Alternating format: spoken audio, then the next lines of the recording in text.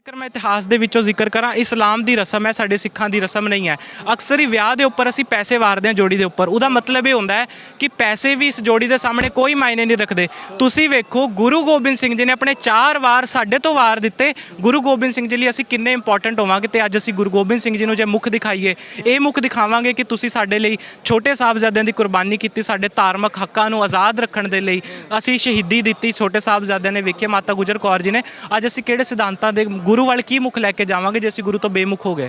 ਜੀ ਇਹ ਦੁਨੀਆ ਹੈ ਉਹ ਜਿੱਥੇ ਪੈਸੇ ਵਾਰਦੀ ਹੈ, ਉੱਥੇ ਗੁਰੂ ਕਲਗੀਧਰ ਪਾਤਸ਼ਾਹ ਆਪਣੇ ਪੁੱਤਰਾਂ ਨੂੰ ਹੀ ਵਾਰ ਗਏ। ਸ਼੍ਰੀ ਫਤਿਹਗੜ੍ਹ ਸਾਹਿਬ ਤੇ ਪਿੱਛੇ ਤੁਸੀਂ ਦਰਸ਼ਨ ਕਰ ਰਹੇ ਹੋ ਠੰਡਾ ਬੁਰਜ, ਜਿੱਥੇ ਮਾਤਾ ਗੁਜਰ ਕੌਰ, ਬਾਬਾ ਜੋਰਾਵਰ ਸਿੰਘ ਤੇ ਬਾਬਾ ਫਤਿਹ ਸਿੰਘ ਜੀ ਹੋਣਾ ਨੂੰ ਇੱਥੇ ਵਜੀਦਾ ਖਾਨ ਜਿਹੜਾ ਸੂਬਾ ਸਰਹੰਦ ਸੀ, ਉਸ ਦੇ ਹੁਕਮਾਂ ਦੇ ਉੱਪਰ ਇੱਥੇ ਪੋਹ ਦੀ ਠੰਡ ਵਿੱਚ ਇੱਥੇ ਕੈਦ ਕਰਕੇ ਰੱਖਿਆ ਗਿਆ ਸੀ। ਇਸ ਸਬੰਧ ਦੇ ਵਿੱਚ ਜਿੱਥੇ ਪੋਹ ਦੀ ਸ਼ਹੀਦੀ ਗਾਥਾ ਕਿਤਾਬ ਲਿਖੀ ਗਈ ਹੈ ਭਾਈ ਸਿਮਰ ਸਿੰਘ ਹੋਣਾ ਵੱਲੋਂ, ਤੇ ਉਹਨਾਂ ਦੇ ਨਾਲ ਆਪਾਂ ਗੱਲਬਾਤ ਕਰ ਰਹੇ ਹਾਂ। ਭਾਈ ਸਾਹਿਬ ਜੀ, ਵਾਹਿਗੁਰੂ ਜੀ ਖਾਲਸਾ, ਵਾਹਿਗੁਰੂ ਜੀ ਕਾ ਖਾਲਸਾ, ਵਾਹਿਗੁਰੂ ਜੀ ਕੀ ਫਤਿਹ ਜੀ। ਤੁਸੀਂ ਕੀ ਕਹਿਣਾ ਚਾਹੋਗੇ? ਪੋਹ ਦੀ ਸ਼ਹੀਦੀ ਗਾਥਾ ਤੁਹਾਡੀ ਕਿਤਾਬ ਰਿਲੀਜ਼ ਹੋਈ ਹੈ, ਭਾਈ ਅਵਤਾਰ ਸਿੰਘ ਰੇਆ ਹੋਣਾ ਨੇ ਇਸ ਨੂੰ ਰਿਲੀਜ਼ ਕੀਤਾ ਹੈ। 2 ਸ਼ਬਦ ਤੁਹਾਡੇ ਵੱਲੋਂ। ਜੀ, ਜਿਹੜੀ ਕਿਤਾਬ ਹੈ ਪੋਹ ਦੀ ਸ਼ਹੀਦੀ ਗਾਥਾ, ਇਹਦੇ ਵਿੱਚ ਜਿਹੜਾ ਮੇਨ ਫੋਕਸ ਆਊਟ, ਕਿਉਂਕਿ ਮੈਨੂੰ ਲਗਭਗ 3 ਸਾਲ ਹੋ ਗਏ ਇਸ ਕਿਤਾਬ ਨੂੰ ਲਿਖਦੇ ਹੋਏ।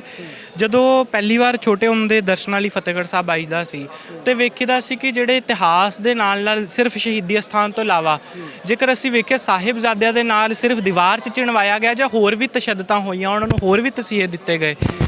ਫਿਰ ਕੋਸ਼ਿਸ਼ ਕੀਤੀ ਸੀ ਕਿ ਜਿਹੜਾ ਬ੍ਰਿਟਿਸ਼ ਮਿਊਜ਼ੀਅਮ ਦੇ ਵਿੱਚੋਂ ਦੀਵਾਨ ਟੋਡਰ ਮੱਲ ਜੀ ਦੀ ਹਵੇਲੀ ਦੀ ਪੁਰਾਣੀਆਂ ਤਸਵੀਰਾਂ, ਜਿਹਨੂੰ ਅਸੀਂ ਜਹਾਜੀ ਹਵੇਲੀ ਕਹਿੰਦੇ ਹਾਂ, ਉਹ ਜਾਂ ਫਿਰ ਗੁਰਦੁਆਰਾ ਫਤਿਹਗੜ੍ਹ ਸਾਹਿਬ ਬੁਰਾਂ ਦੀ ਪੁਰਾਣੀਆਂ ਜਿਹੜੀਆਂ ਫੋਟੋਆਂ ਨੇ ਪਟਿਆਲੇ ਦੇ ਰਿਆਸਤੀ ਖਾਨਦਾਨ 'ਚੋਂ ਮਿਲਦੀਆਂ ਨੇ, ਜਾਂ ਹੋਰ ਵੀ ਬਾਬਾ ਫਤਿਹ ਸਿੰਘ ਜੀ, ਬਾਬਾ ਜੋਰਾਵਰ ਸਿੰਘ ਜੀ ਦੀ ਇਤਿਹਾਸਕ ਨਿਸ਼ਾਨੀਆਂ, ਜਿਹਦੇ ਵਿੱਚ ਬਾਬਾ ਫਤਿਹ ਸਿੰਘ ਜੀ ਦੀ ਛੋਟੀ ਕਿਰਪਾਨ, ਬਾਬਾ ਜੋਰਾਵਰ ਸਿੰਘ ਜੀ ਦੀ ਢਾਲ ਜਿਹੜੀ ਹੈ, ਉਹ ਸਾਰੀਆਂ ਨਿਸ਼ਾਨੀਆਂ ਨੂੰ ਅਸੀਂ ਕੈਪਚਰ ਆਊਟ ਕਰਕੇ ਵਧੀਆ ਤਰੀਕੇ ਦੇ ਨਾਲ ਡਾਕੂਮੈਂਟੇਸ਼ਨ ਕਰਕੇ ਲਗਭਗ 1500 ਮਤਲਬ ਇਹਦੇ ਅਸੀਂ 4 ਭਾਗਾਂ ਦੇ ਵਿੱਚ ਜਿਹੜੀ ਕਿਤਾਬ ਹੈ ਪੋਹ ਦੀ ਸ਼ਹੀਦੀ ਗਾਥਾ, ਉਹ ਜਿਹੜੀ ਹੈ ਲਿਖਣ ਦੀ ਕੋਸ਼ਿਸ਼ ਕੀਤੀ ਹੈ। ਤੇ ਇਹਦੇ ਵਿੱਚੋਂ ਅਸੀਂ ਛੋਟੇ ਕਿਤਾਬ 'ਚ ਛਾਪ ਕੇ ਵੀ ਸੰਗਤਾਂ ਦੇ ਲਈ ਉਪਲਬਧ ਕਰਵਾਏ ਨੇ।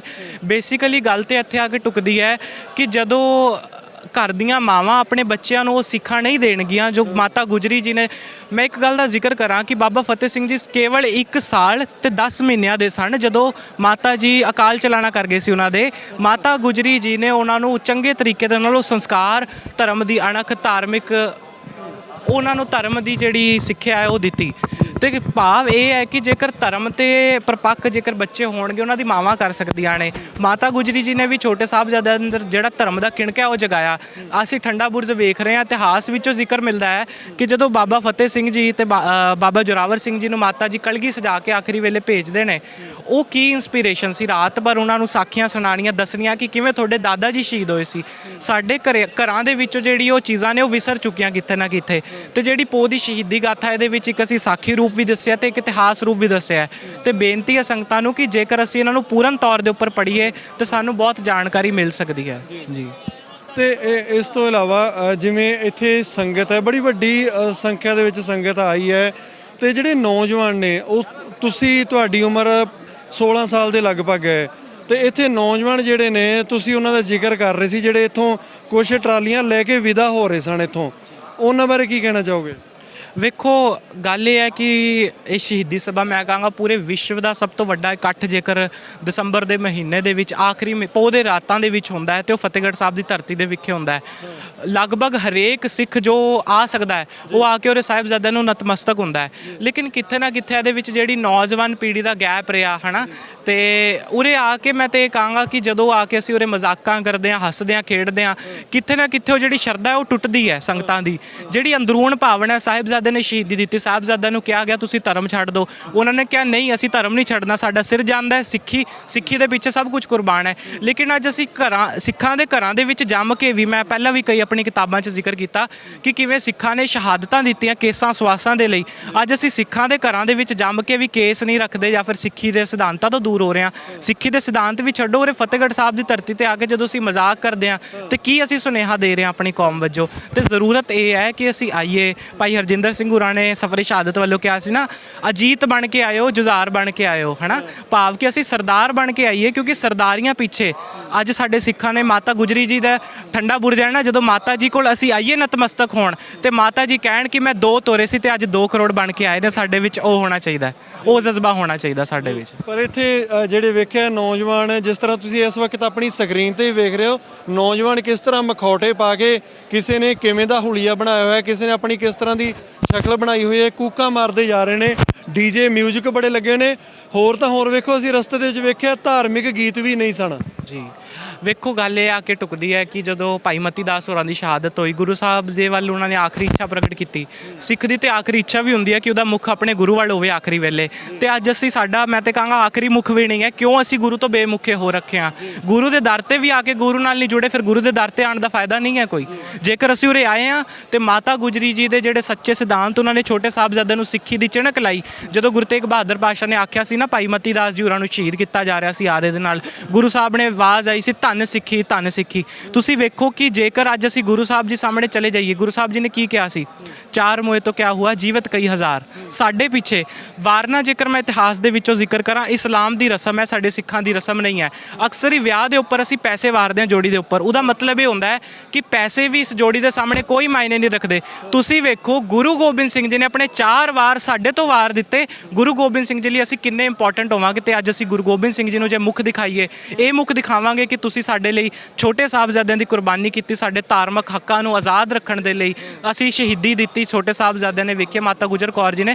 ਅੱਜ ਅਸੀਂ ਕਿਹੜੇ ਸਿਧਾਂਤਾਂ ਦੇ ਗੁਰੂ ਵੱਲ ਕੀ ਮੁੱਖ ਲੈ ਕੇ ਜਾਵਾਂਗੇ ਜੇ ਅਸੀਂ ਗੁਰੂ ਤੋਂ ਬੇਮੁਖ ਹੋ ਗਏ?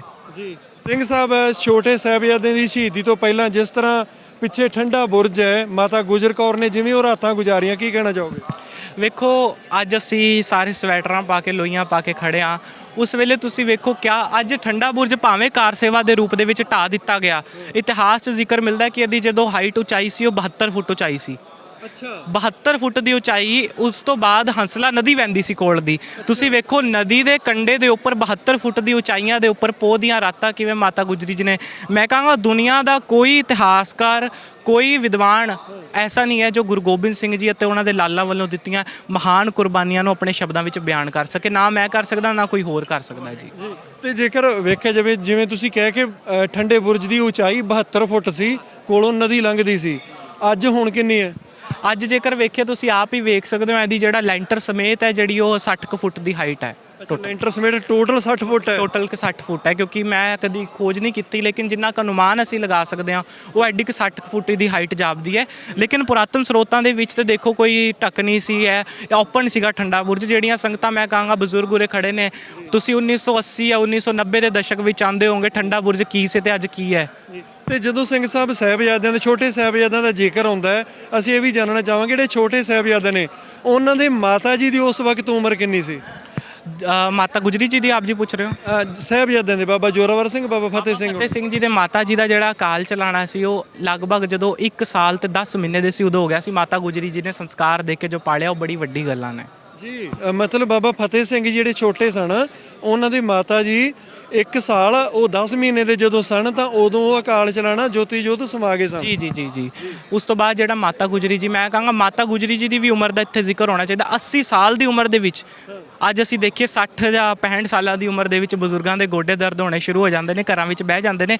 80 ਸਾਲਾਂ ਦੀ ਉਮਰ ਦੇ ਵਿੱਚ ਆਨੰਦਪੁਰ ਦਾ ਕਿਲਾ ਛੱਡ ਕੇ ਮਾਤਾ ਜੀ ਕਿਸ ਤਰੀਕੇ ਦੇ ਨਾਲ ਰਸਤਿਆਂ ਦੇ ਵਿੱਚੋਂ ਆਪਣੇ, ਕਿਉਂਕਿ ਵੇਖੋ ਜਿਹੜਾ ਸਰੀਰ ਦਾ ਉਹ ਤੇ ਧਰਮ ਹੈ ਦੁੱਖ ਸੁੱਖ ਸਹਾਰਨਾ, ਅੰਦਰੂਨੀ ਤੌਰ ਦੇ ਉੱਪਰ ਉਹਨਾਂ ਦੀ ਰੂਹਾਨੀਅਤ ਤੌਰ ਦੇ ਉੱਪਰ ਬਹੁਤ ਵੱਡੀ ਸੀ, ਲੇਕਿਨ ਜੋ ਸਰੀਰ ਨੂੰ ਤਸੀਹੇ ਦਿੱਤੇ, ਤੁਸੀਂ ਵੇਖੋ ਕਿੱਡੇ ਕੁ ਆਤਮਿਕ ਤੌਰ ਦੇ ਉੱਪਰ ਬਲਵਾਨ ਹੋਣਗੇ ਕਿ ਸਰੀਰ ਉੱਪਰ ਦਿੱਤੇ ਗਏ ਤਸੀਹਾਂ ਨੂੰ ਵੀ ਕਿਵੇਂ ਚੱਲਿਆ ਉਹਨਾਂ ਨੇ, ਕਿਵੇਂ ਕੜਕਦੀ ਠੰਡ ਦੇ ਵਿੱਚ ਨੰਗੇ ਪੈਰੀ ਆਨੰਦਪੁਰ ਦੇ ਕਿਲਾ ਛੱਡ ਕੇ ਮਹਿਲਾ ਮੁਨਾਰਿਆਂ ਵਿੱਚ ਰਹਿਣ ਵਾਲਾ ਪਰਿਵਾਰ ਕਿਸ ਤਰੀਕੇ ਦੇ ਨਾਲ ਜਿਹੜਾ ਹੈ, ਕਿਸ ਤਰੀਕੇ ਦੇ ਨਾਲ ਸੜਕਾਂ ਤੇ ਹੋਇਆ, ਜੰਗਲੀ ਜਾਨਵਰ ਆਏ, ਜੋ ਬਹੁਤ ਕੁਝ ਆਇਆ।